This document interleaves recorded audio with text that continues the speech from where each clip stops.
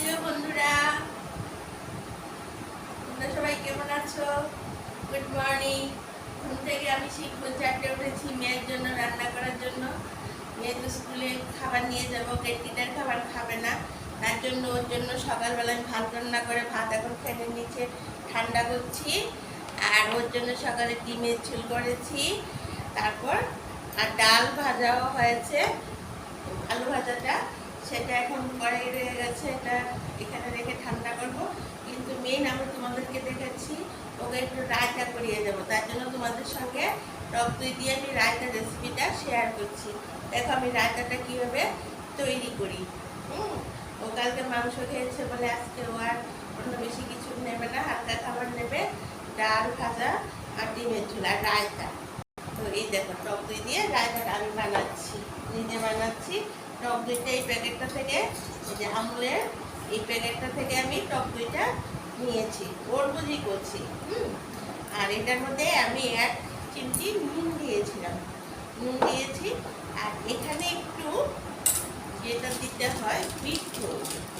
হ্যাঁ, বিট নুনটা কী করবে, অল্প একটু এরকম চিমটি দিয়ে একটু বিট নুন নেবে দিয়েছি। আর একটা কাঁচা লঙ্কা, যদি কেউ লঙ্কা না খায় না দেবে, একটা কাঁচা লঙ্কা দিয়েছি। আর ছোট্ট একটা পেঁয়াজ একদম কুচু কুচু করে কেটে সেটার মধ্যে দিয়ে দিয়েছি।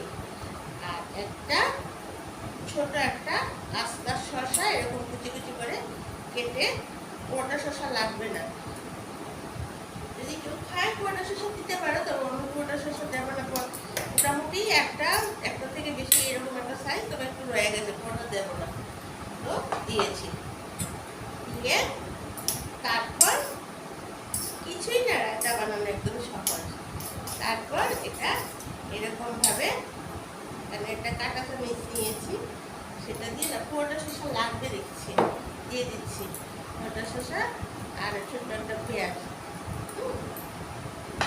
এটা এরকমভাবে আমি দিয়ে দিলাম, দিয়ে এরকমভাবে একটু খেটে দিচ্ছি কাঁটা চামচটা দিয়ে। এমনি চামচ দিয়েও থাকতে পারবে, ব্যাপার না।